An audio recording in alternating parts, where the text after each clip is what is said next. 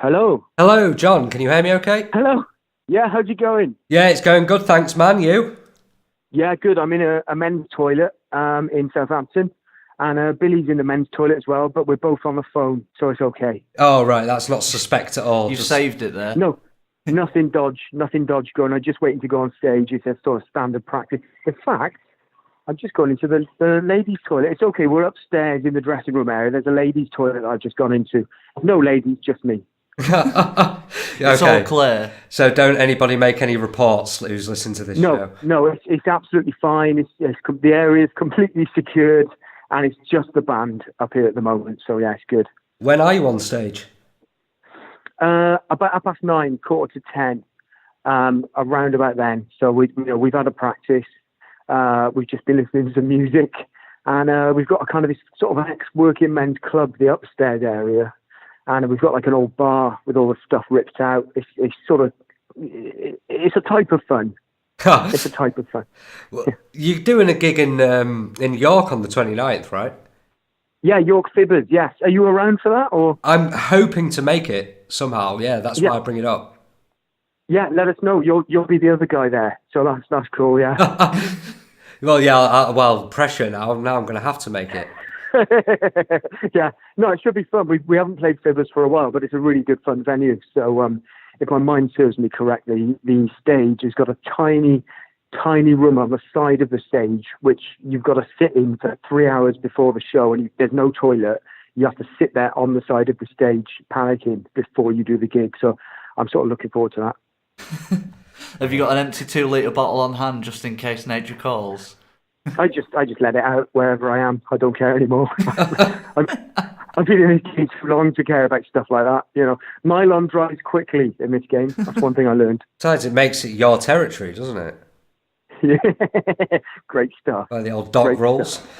So, Unexplainers, anyway, is hitting the TV in just a couple of weeks. Yeah, March 25th. Yeah, a very exciting time. It's been a radio show for a while, and then we broadcast it as a podcast on the old Unexplainers Extra podcast, and then they let us make it for BBC Two Wales. It hits the screens on March the 25th at 10 o'clock, and then it goes on the iPlayer, and if they like it enough, they'll put it on Big Boys TV across the country as well. So, yeah, really excited, man. It's really good. We've seen all sorts of mental stuff. Aliens, ghosts, strange animals, all of them as real as they possibly can be. We've met people who've seen these things, and then we've questioned how real it could be. In my mind, everything has happened. You have to watch the show to see the true madness, because it is wonderful. It's absolutely wonderful. Then I assume in Mike's mind, absolutely none of it happened. Yeah, Mike, who I present the show with, has a slightly different opinion, and as far as he's concerned, none of it is real. But I mean, we've had animal psychics who found sort of monkey ghosts for us. We've had men who were children at the time who saw alien spaceships land outside their schools. We've had a woman on a farm who claims a panther has stalked and killed her livestock, and it's just been so much fun. It's just get involved. Even if you might live in Jamaica and you might be listening to this. But if you can somehow access the BBC iPlayer, get on board and check it out. It's a proper good barrel of fun. Well, that you mentioned the spaceship landed outside the school. Was that the one where like a whole class, like the whole school saw it? Yeah, an entire school in I think it was Broadhaven. It went to national news. It happened in the 70s, and these kids were at school, and this silver object came down just behind the playground. All the kids saw it. They all sort of what the hell's going on here? The headmaster then thought, all right, I'll break them all up into separate groups, get them to document it, and they all drew exactly the same thing. And we spoke to one of the children who's now a full-size man, and he told us about what he experienced, and it's amazing. I mean, none of these people are. You hear about these things and you think, oh, these people are just playing up for attention or whatever, but they're all pretty straightforward people, who've seen something. So we just question it, and then I apply my scientific mind, and I come up with the results that we need.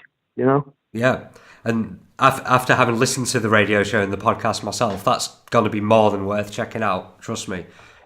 it's so much fun that we've taken it to the next level. The special effects are beyond anything you will ever see. And some of the recreations they're just timeless. It's like Crime Watch if you'd eaten a lot of sort of E-numbered sweets for 6 months in advance. It's absolutely wonderful. It's going to be so much fun. So I'm really looking forward to sort of letting people see it, and fingers crossed we can do another watch of them later on in the year as well. So it's great. I love it. That sounds perfect. And since we do this kind of niche show over here where we're all talking about games and game music and stuff, I thought I'd ask you if you've come across any of the gaming mysteries that go on. Do you know about Polybius? Oh, actually, I do. That's the arcade cabinet that existed but didn't, or something like that. Yeah, so Polybius was this computer game in the 80s in America that turned up in this arcade, and kids started playing it, and they started having seizures. They started locking onto this thing. Supposedly someone died as a result of it. Nobody knows where the game came from, but all people claim was strange men in black were seen turning up to the machine, opening the back of it, not taking the money out, but just extracting some form of data from the machine. This went on for a while until people got suspicious, and then it disappeared. If you go online, there's a guy called Brian Dunning who has done investigations into this, and he's fascinating. But he debunks a lot of myths, and a wonderful, wonderful man.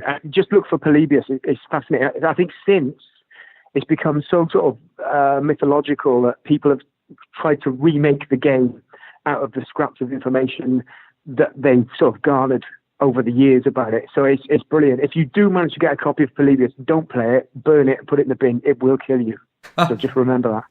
I mean, that's classic mystery, isn't it? The idea of just playing great. Something and it getting in your brain. And well, I used to have a Spectrum 48K right back years ago. Oh, one of the boys is coming for a poo. I better go outside when he's just having a poo.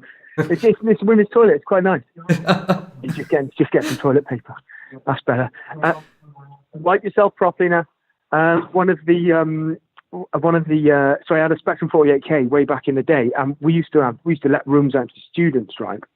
And one of the students did graphic design and art, and he ended up working for, I think it was Zap magazine and Crash magazine. He's in the other toilet, he can hear me. And Crash magazine, which were like big computer game magazines in the 80s. I don't know if you remember them, but because he worked there, he ended up bringing us free computer games back. And I swear there was one called Escape from Scunthorpe, and it was like one of those, not so much point and click, more like you are in a room. Do you go north or pick up the teapot? Those text adventure type, yeah. Yeah, and you basically had to escape from Scunthorpe. Now, I don't know if that game did exist or I just sat in front of the computer and just made it up in my mind. If anyone out there knows Escape from Scunthorpe, let me know. That's my Polybius. That is the ultimate sort of holy grail within the realm of computer games for me, so got to get it. Scunthorpe's only up the road from us, so I'm kind of invested in checking that out. Check it out, man. I've tried searching for it online. I mean, ask the people of Scunthorpe, put it to them. Do they know about this game, Escape from Scunthorpe? Was it authentic? Was it like being in Scunthorpe? I don't know, but absolutely amazing. Absolutely brilliant. Well, we'll follow up on that next week. You've given us something to look into. Wicked. But there's all sorts going on out there. Like, there's all accusations of like GTA 5. There's massive secrets in there that could be an FBI recruiting tool and things like this. Yeah, it's absolutely very insane. Much. The Last Starfighter, the film from the late 80s, or some mid 80s, about a young boy who lives on a caravan park. He starts playing this computer game, and it works out it's a recruitment device for an intergalactic fighting force that's been accidentally put on Earth. And he ends up fighting to save mankind. That's the kind of computer game I want to play. I used to try and sort of reach those levels as a kid. I mean, when I say kid, when I was about 17, a mate had an old Atari, not the ST, the old Atari, the original Atari. Yeah. And I set that up in my bedroom, and sorry, someone's fighting. Someone stop fighting! Someone's fighting in the toilet. We're getting it all on this. I would play that in the bedroom for 6 or 7 hours on end, and I felt like I was training for something. I still don't know what I was training for, but it was really good. Could it have been to escape Scunthorpe? To escape Scunthorpe, yeah.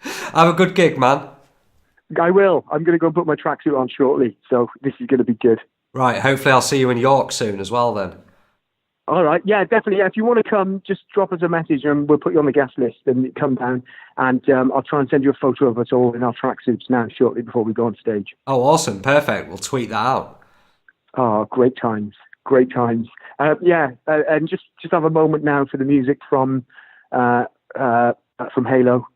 Think of yourself in a big echoey toilet somewhere in Southampton, which is where I am tonight, with a brown door which hides the marks from all the feces.